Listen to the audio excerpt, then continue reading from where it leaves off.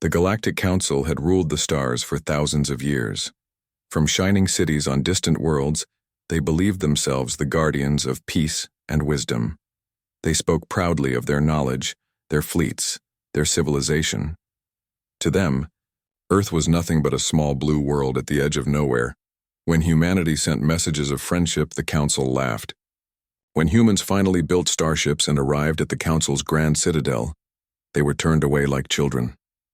"You are too young," said the Archon of Varix, her voice calm and cold. "Your kind is not ready for the galaxy." And so Earth returned home. But humanity did not forget. Generations passed. Humans expanded quietly, pushing deeper into space, but staying away from the Council's affairs. They explored empty systems, built colonies, and studied everything they could. They were not loud. They were not arrogant. They simply watched, and while the great powers of the galaxy dismissed them, humanity worked. In the silence of distant shipyards, they built fleets.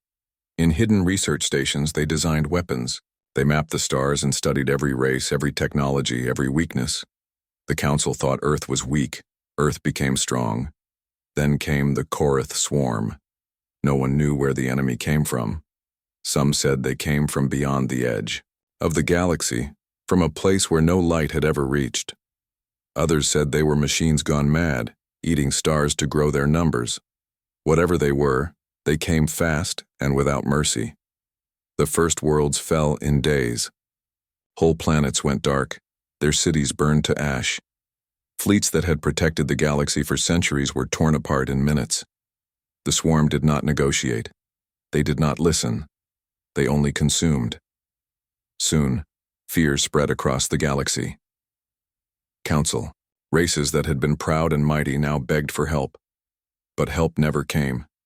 Each world was too busy trying to save itself. The Council met in panic, but their power was gone. The swarm was unstoppable. The last survivors gathered around Altheron Prime, a fortress world with shields that could hold for only a little while. The galaxy's most powerful leaders watched the stars and waited for the end. And then, something appeared on their sensors. At first, they thought it was another swarm.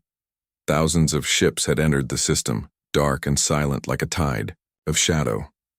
Panic spread through the Council chambers. But then a single voice came through every channel, calm and steady. "This is the Terran fleet. Fall in behind us." They came in perfect formation. Giant ships, black and gleaming, their engines glowing like blue suns. They were nothing like the crude ships the Council remembered. These were monsters of steel, each one armed with weapons the Council couldn't even name. The delegates of the Council stared at the screens in shock. They remembered the humans they had turned away centuries ago, small, desperate, naive. But these humans were different. They moved with purpose, like a predator stalking its prey. The Council had ignored them. The galaxy had forgotten them. And now humanity had returned. The enemy swarm arrived moments later, filling the sky with fire. The humans did not retreat. They opened fire first. The battle had begun. The Korath swarm poured into the system like a living storm. Thousands of ships, sharp and alien, moved together in a terrifying wave. They filled the darkness with glowing plasma, their weapons lighting up the sky like a second sun. The defenders of the Council had fought this enemy before. They knew what was coming: destruction, death, and silence. No fleet had ever stood against the swarm. No fleet had even slowed them down. But this time the humans were waiting. The Terran fleet held its line. In the heart of the formation was the flagship Indomitable, a massive warship the size of a small moon. Admiral Reyes stood on its bridge, his face calm, his voice cold and steady. "Target lead swarm clusters," he ordered. "Fire on my mark." The order spread through 1,000 ships. "Mark." The first volley shook the stars. Railguns fired, with a deep, thunderous boom, each slug the size of a train traveling faster than sound could ever dream. Plasma lances streaked across the void, bright spears of light that sliced through enemy hulls. The Korath ships exploded one after another, their black armor glowing red, then shattering into drifting pieces. The Council delegates watched from the safety of their stations, their mouths open in disbelief. They had never seen firepower like this. The humans were not fighting to survive. They were hunting. The swarm surged forward, crashing against the Terran formation. Enemy ships spat plasma and acid missiles, filling space with death. Shields flared blue and red as Terran vessels took the hits, but they did not break. Human fighters swarmed out of the carriers like angry hornets. Sleek and fast, they darted through enemy fire, weaving between the swarm's ships. Each fighter carried weapons guided by AI, striking with deadly accuracy. A single enemy cruiser turned its guns toward the Indomitable, charging a weapon that could split a battleship in two. Before it could fire, 3 Terran destroyers moved in front of the flagship, absorbing the attack. The destroyers were torn apart in seconds, their debris scattering across the void. But the flagship stood untouched. "Return fire," Reyes said. His voice never shook. The Terran fleet answered, with a storm of light. The enemy cruiser vanished in a single blinding blast. Every human ship fought like a soldier. Every captain knew their role. Every maneuver was perfect. The swarm began to falter. For the first time in its history, the Korath advance slowed. The endless tide of ships that had swept across the galaxy was breaking. One by one, their vessels turned from hunters into prey. The council commanders watched in silence. Some were crying. Some were shaking. None could believe what they were seeing. These were the humans they had called weak. The humans they had refused to help. The humans they had mocked. And yet, here they were. Hours passed. The battle turned from chaos into a massacre, humanity's massacre of the swarm. The sky above Altheron Prime became a graveyard of shattered alien ships. The Terran fleet pushed forward, tearing through the last wave of resistance. Finally, Admiral Reyes gave a simple order: cease fire. The guns fell silent.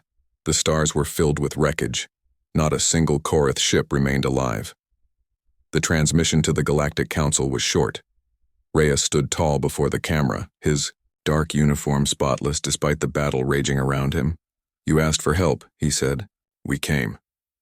His eyes were cold steel. "Remember this day.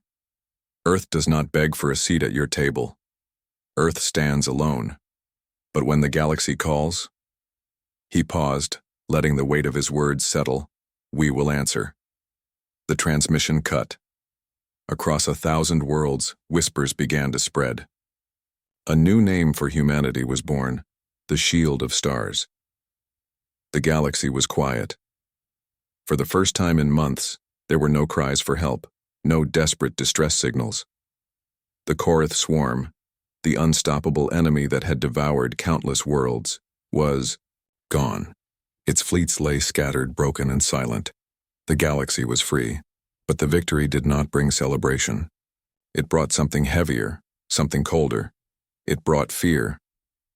On Altheron Prime, the leaders of the Galactic Council gathered in the Great Hall of Stars.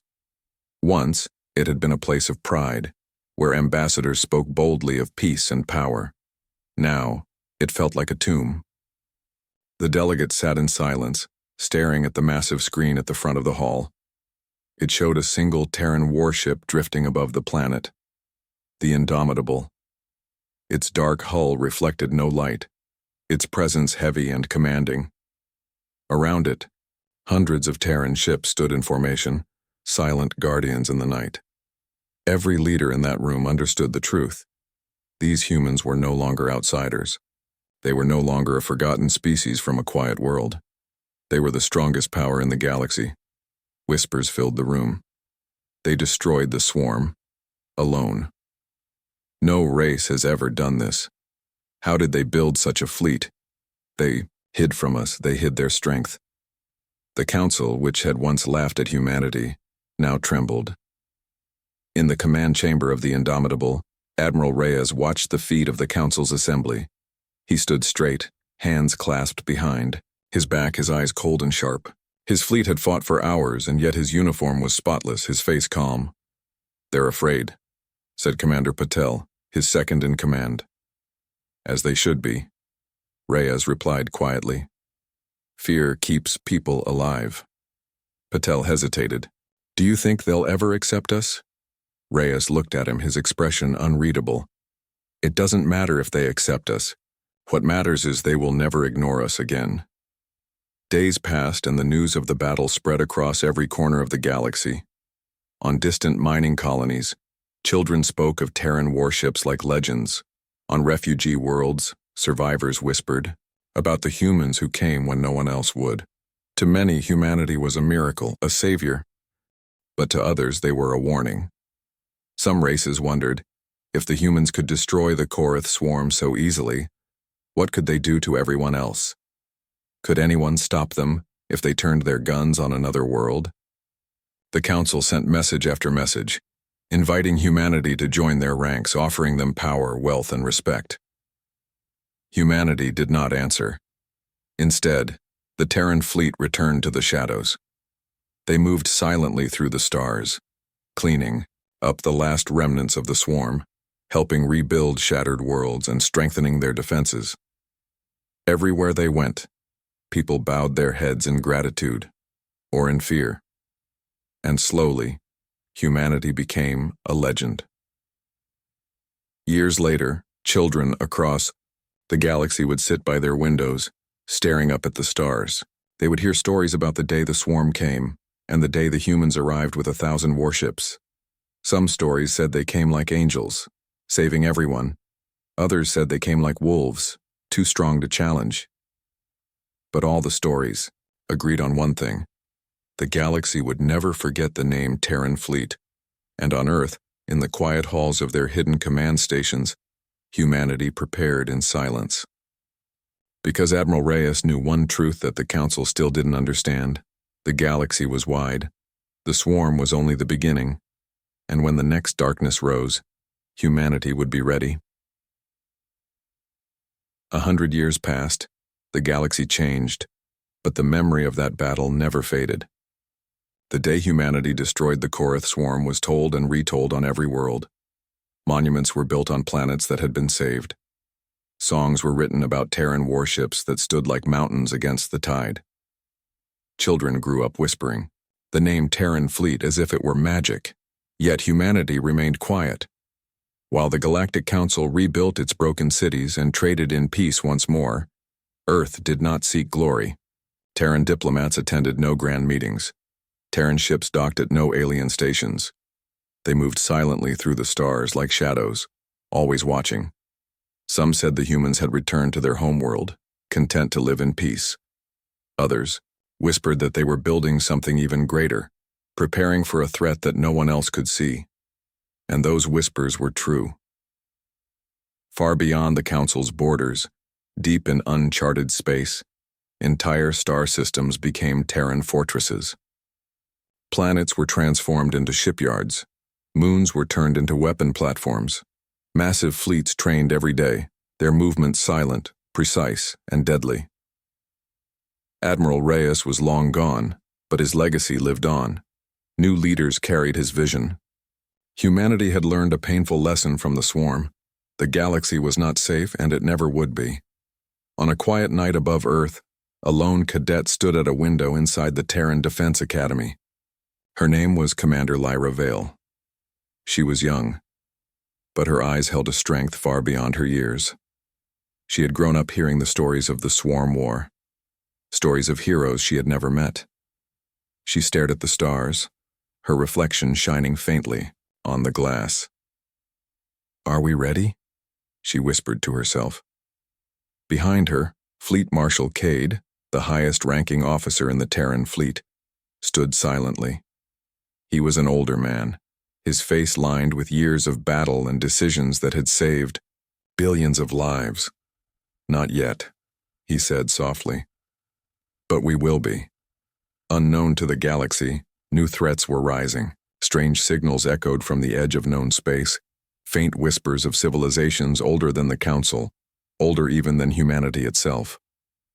Probes sent into the void disappeared without a trace. Stars in remote systems flickered out, as if swallowed by darkness. The Council dismissed these rumors. They believed peace had returned forever, but the humans knew better.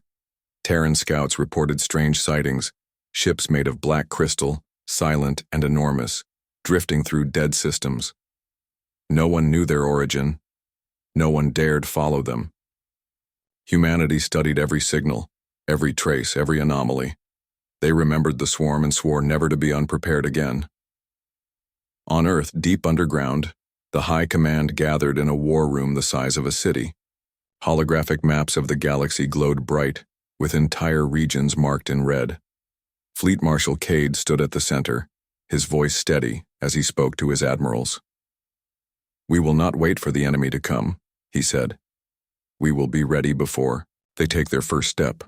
Across the galaxy, alien leaders continued to debate, argue, and boast about their strength. They still saw humanity as distant, quiet, and mysterious. Some feared them, some admired them, but none truly understood what humanity had become. Because while others celebrated peace, humanity sharpened its blade. One night, Commander Lyra stood again at the Academy's window, watching a massive Terran dreadnought rise through Earth's atmosphere. Its hull was black and flawless, its engines bright as suns. She whispered softly, almost like a prayer, "They'll come one day." And somewhere in the dark corners of the galaxy, in places where no light touched, something ancient stirred. Humanity had become the shield of stars, but soon they would need to be something more. Because the next war was coming, and this time, the galaxy would not survive without them. The first sign came as a whisper. A lone Terran probe sent into deep space stopped transmitting. At first it seemed like a simple malfunction. Space was dangerous and probes were lost often. But then the second probe vanished. Then the third. And then, a star disappeared. Not dimmed, not collapsed. It simply went dark, as if someone had reached into the sky and plucked it away. In the Terran High Command war room, silence filled the air.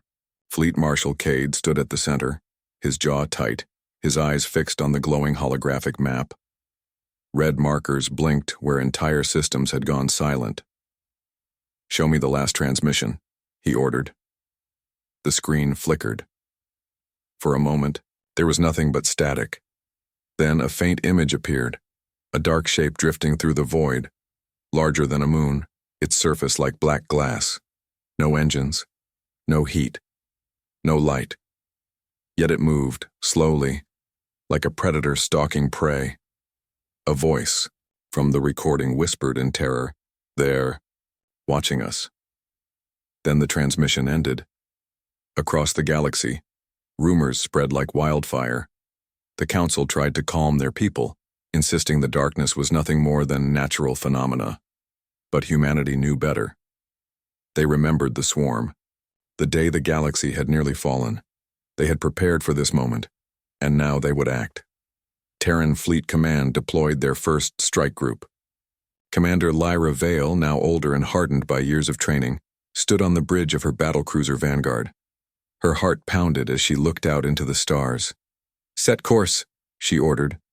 Her voice was calm, but her hands trembled slightly as she gripped the railing. The Vanguard jumped into the dark sector. For days, the fleet searched empty systems. There were no planets, no stations, no signs of life. Only silence. The deeper they went, the darker space became, as if light itself was fleeing. Then they found it. The object floated ahead, massive and lifeless, a black shape against the stars. It looked like a city turned to stone, with towers and spires reaching into the void. No energy signatures, no signals. It was dead, or pretending to be. "Scan it," Lyra said softly. The sensors returned nothing. No heat, no life, not even metal. It was as if the ship wasn't real. "Ma'am," her sensor officer said nervously. It's looking at us." Before Lyra could respond, the thing moved. The ship, or creature or whatever it was, turned in complete silence. No engines flared, no sound echoed. It simply shifted, its massive surface rippling like water. Then, without warning, hundreds of smaller shapes detached from its hull, gliding through space like shadows. "Shields up," Lyra shouted. "Weapons online." The black shapes accelerated toward them, moving faster than any known ship. Open fire! The Vanguard's railguns roared, firing a storm of metal slugs. The Terran fleet unleashed plasma cannons, missiles, and lasers, filling the void with light. But every shot vanished. The projectiles dissolved before hitting their targets, swallowed by a dark shimmer around the enemy ships. "They're absorbing our fire," someone shouted.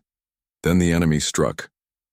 Beams of pure darkness cut through space, slicing a Terran destroyer in half. Another ship exploded as one of the black shapes slammed into it, piercing its shields like paper. Lyra's heart pounded. "Evasive maneuvers! Fire everything we have!"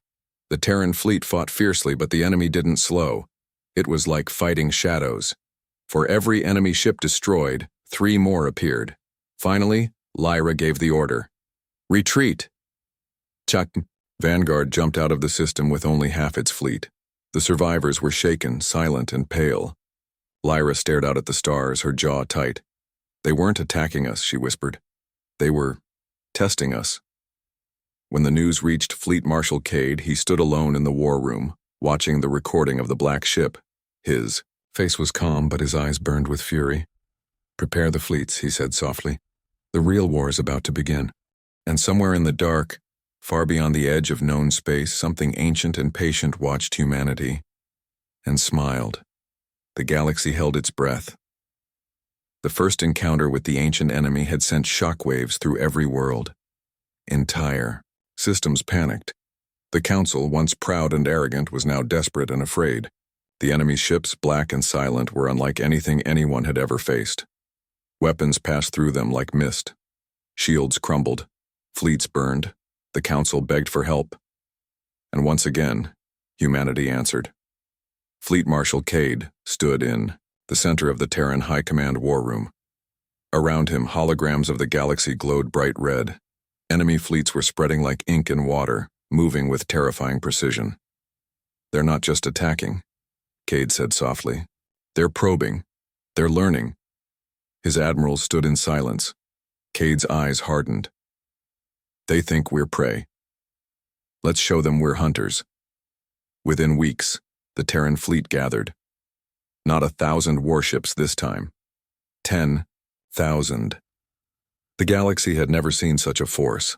Dreadnoughts as large as cities, carriers brimming with stealth fighters, cruisers armed with railguns that could tear moons apart, and behind them, colossal flagships built for one purpose: to face the impossible and win. To the Council, the sight was terrifying. To humanity, it was necessary. Commander Lyra Vale stood on the bridge of her new flagship, the Eclipse. Her ship was a masterpiece of Terran engineering, a fortress of black alloy, equipped with weapons that no other race in the galaxy even understood. She had seen the enemy once before, and the memory of that encounter still haunted her dreams. "Are you ready, Commander?" Fleet Marshal Cade's voice came through the comm. Lyra straightened. "Always." The Terran fleet jumped into the dark sector. The enemy was waiting. They appeared like a shadow stretching across the stars, a fleet of black crystal ships, each larger than anything humanity had ever built. They did not broadcast signals. They did not speak. They only advanced. For a long moment there was silence. Both sides stared at each other across the void. Then the enemy fired first. Beams of pure darkness cut through space, slicing through asteroids like paper. Entire sectors went black as the enemy's weapons drained energy from the very stars, but humanity was ready. "Deploy Aegis shields," Lyra shouted. A golden light erupted across Terran ships as new shields activated, absorbing the darkness. Where other fleets had been crushed, humanity stood. "Fire all weapons." The void lit up. Railguns thundered. Plasma lances roared. Swarms of missiles streaked across the darkness. Fighters shot forward, moving like flashes of silver light. The enemy's shimmer barriers flickered as Terran weapons finally broke through. Explosions rippled across black hulls, sending shards of crystal into space. For the first time, the enemy bled, but they were not finished. Dozens of enemy ships split open, releasing smaller craft, bladed drones that swarmed like insects. They crashed into Terran vessels, tearing at hulls with unnatural force. Entire destroyers were ripped apart in seconds. "Hold the line!" Lyra shouted, gripping the rail as the Eclipse shook from impact. Terran AI-controlled turrets spun in perfect sync, shooting drones out of the sky. Capital ships formed tight formations, overlapping shields to protect each other. Humanity's fleet moved like one mind, each ship playing its role with deadly precision. And slowly, the tide began to turn. Fleet Marshal Cade's flagship, the Titan's Wrath, fired its superweapon, a massive beam of compressed energy that ripped through the largest enemy ship, splitting it in half. The explosion lit the void like a new sun. The enemy fleet faltered. For the first time, they retreated. Lyra stared at the dark shapes vanishing into hyperspace. Her hands trembled.